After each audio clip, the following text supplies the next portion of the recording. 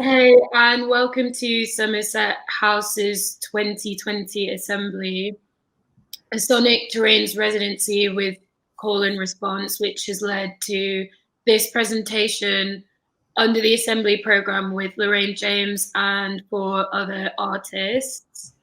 I'm Shannen SP, I'm an A&R and a DJ and a curator and one core of the Nine Nights Collective. Today, I'm speaking to North London's Loraine James, whose album For You and I on Hyperdub was met with critical acclaim last year. It just recently turned a year old a couple of days ago, right? Yeah. I'm just going to quickly plug your latest release as well, Nothing, which is out on the 2nd of October. So be sure to check that out, everyone.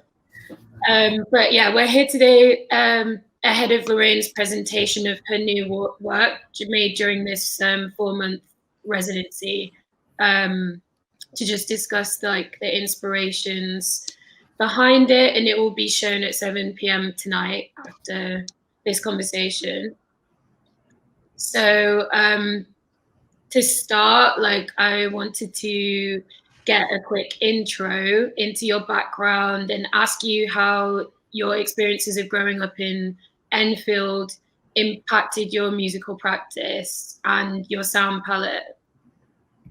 Growing up in Enfield it feels like it's not even in London. I mean, it's very far out, zone 5 kind of thing. It's like closer to Essex than like central London. Yeah. And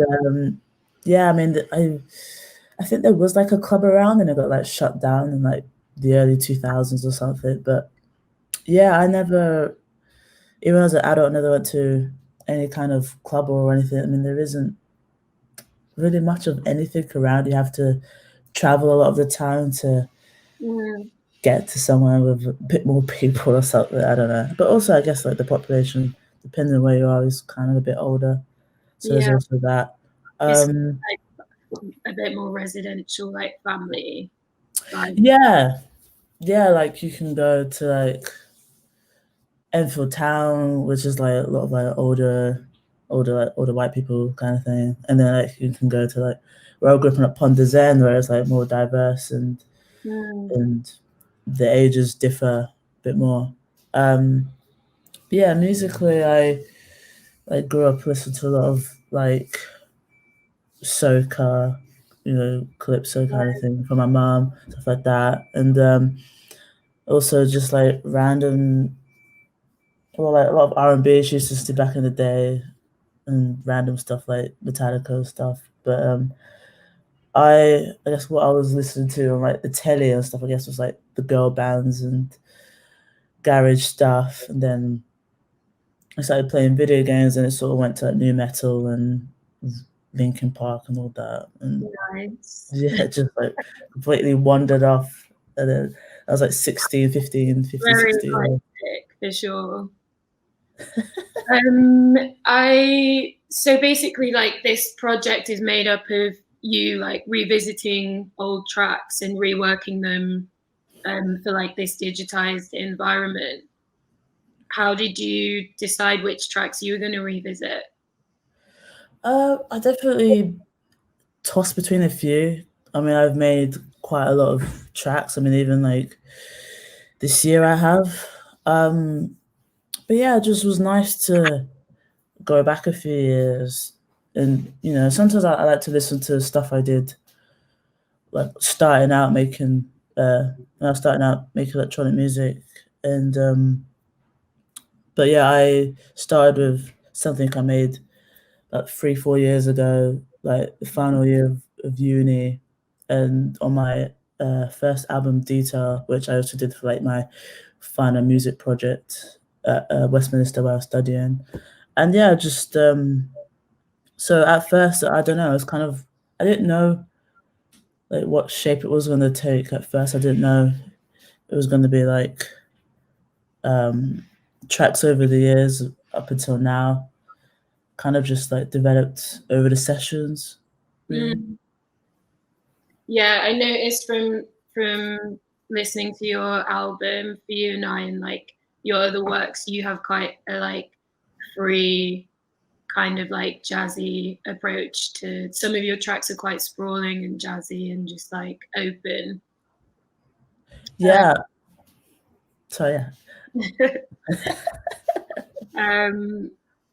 I wanted to ask as well, like, was it because I guess revisiting old tracks, you're reminded of like that period of time, like that kind of like time capsules. How was it revisiting those against the backdrop of the pandemic, where like everything has just been turned on its head? And were you like looking at them through a different lens because of that, because of how much everything has changed? Yeah or no. I mean, like, it's definitely, yeah, this year is just whatever. But like, yeah, I mean, I definitely listen to like my older stuff or newer stuff and just wishing like I could play that somewhere, or even just because I don't really play like a lot of super old tracks, so it was nice to like bring them out again. And even like the newest stuff I've done this year, it's like really excited to do like live versions of that, because that tends to be different to like the produced version. Yeah. I mean so the songs are from 2017 to 2020. So from the most recent EP I put out, the one. And yeah, I think I really liked how it came together, because it was just nice to see how my music has changed over the years, and how I've progressed or not progressed, I don't know, but like it's really nice to see it change in a different space and different setting. Yeah. So yeah, I'm really excited to see it all come together, basically. I think it's something you ever would have done before, to like revisit old works and completely make them into. No, honestly, no. And even just being in like the space of the speakers, like since like having those sessions, like even when I've been making new music, I'm like more aware of where I want some like a sound place when I'm producing. So it's definitely like gone into my production life, whatever, as well. So I'm definitely like I pay attention more where I'm placing things, where I'm making stuff. Yeah, so I definitely took that away from. Can you tell us a bit more about the process of reworking them? Like how did you go about doing that for this? And yeah, so basically walked into the studio, and there was like a million speakers. I don't know, it's about 40 or 50, I'm actually not sure. Yeah. Just like starting from the ground and going up to like the ceiling and stuff. It's And a 4D sound studio. yeah, I never,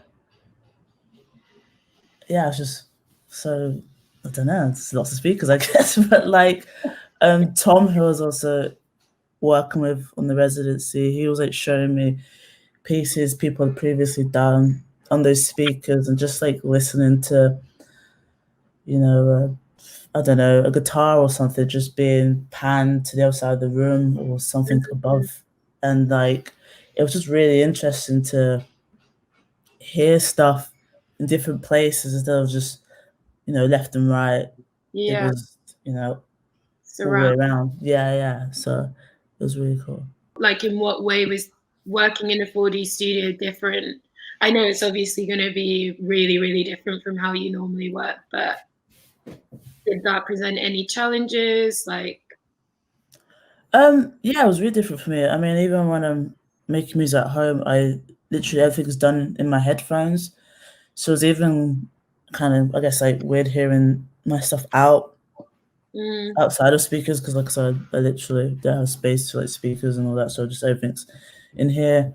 But yeah, once I was hearing other pieces, my mind was just like, I was just going through in my head what songs could sound really nice, just flung about in different places in the room. Yeah, and that's also why I went immediately to my first album, because a lot of that, there there was like when I made that record, definitely there were bits where I like panned stuff slightly, obviously just left and right, but it'd be great to really just emphasize that and make it a bit more extreme and stuff. How did you incorporate your spatial environment into this project, like artistically and creatively, but also technically as well?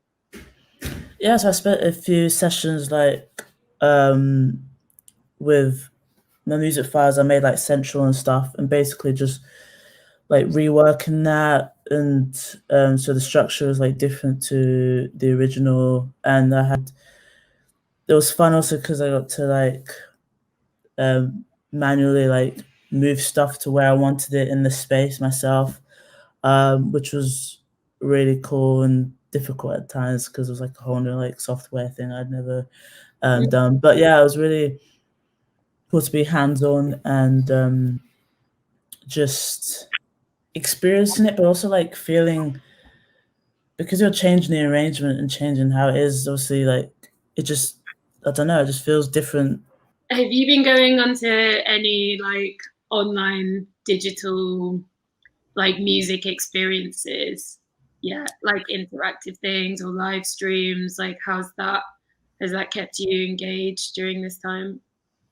Yeah, I mean, I checked out stuff like Club Quarantine and stuff, and it's just amazing what they can do. Like, it's just, yeah, I mean, even like getting asked to do a live stream and having to figure all the stuff out yourself is quite hard. I'm just like, I don't know what to do. I need help. I just, learned a lot during this period about like seriously, tech. so much stress. I can't. Yeah. I really am into this like kind of the interactive element of it though, of just telling the audience like, hey, set up your sound system, like set up your headphones, however you're going to listen to it, just like yeah, I like that they have a part in it too, because we were doing something like that with 9 Nights. Yeah, exactly. Yeah, I Yeah, really like that as well. Like, everyone can just be in one space at the same time from like all over the world, and yeah, you're just pressing something and you're taken into the cloakroom or something, I don't know, whatever they do, but like yeah, it's just really cool to experience something together. I guess like a lot of the time in a nightclub, our heads are just down and it's smoking. It's like, yeah, so it's nice to I need engage to a get bit more. more active in like the chat rooms. Yeah, exactly. Clock that, because like there's probably people from like all over in some of these places. Yeah, exactly. This all sounds amazing, and I can't wait to see and hear the work. Stay tuned in because it's up next at 7 p.m. And yeah, thank you for tuning in, and thanks to Loraine as well in Somerset House.